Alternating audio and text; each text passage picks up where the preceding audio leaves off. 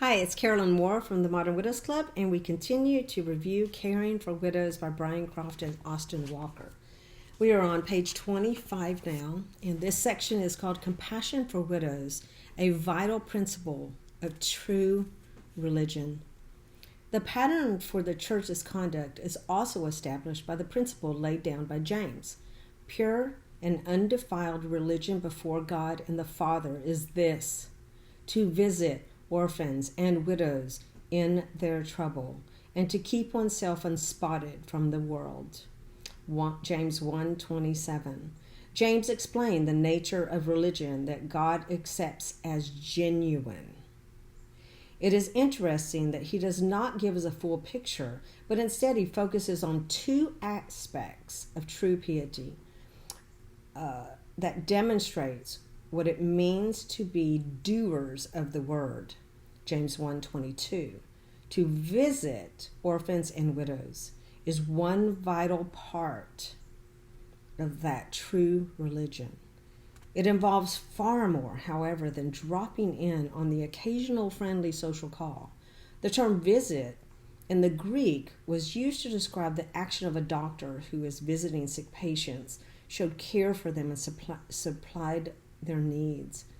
James intends his readers to understand that these visits should be deliberate, involving regular personal contact and practical involvement with those in need. This principle was given to ensure that appropriate sympathy and empathy and relief was ministered to widows and orphans. The reason for this care is given in the same breath. Orphans and widows face trouble that is particular to their situation. Such visits were intended then to alleviate their distress. In this case, their difficult, trying circumstances, their grief, and their loneliness, which I can tell you is very true. In addition, it meant taking steps to ensure that they did not become the victims of unscrupulous individuals, family members, strangers. This is still how it is today, how women are preyed upon instead of being prayed for.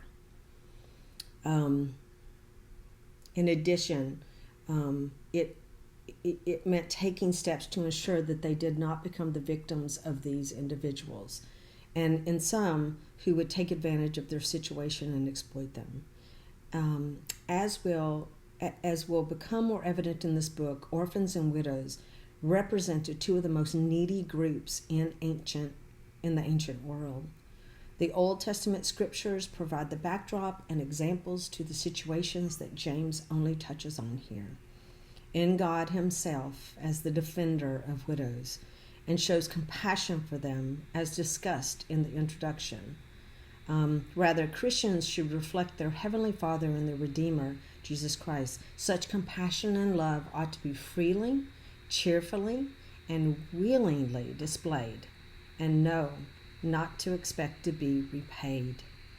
Widows who are really widows, according to the Bible's definition, are almost invariably not in any position to return material favors.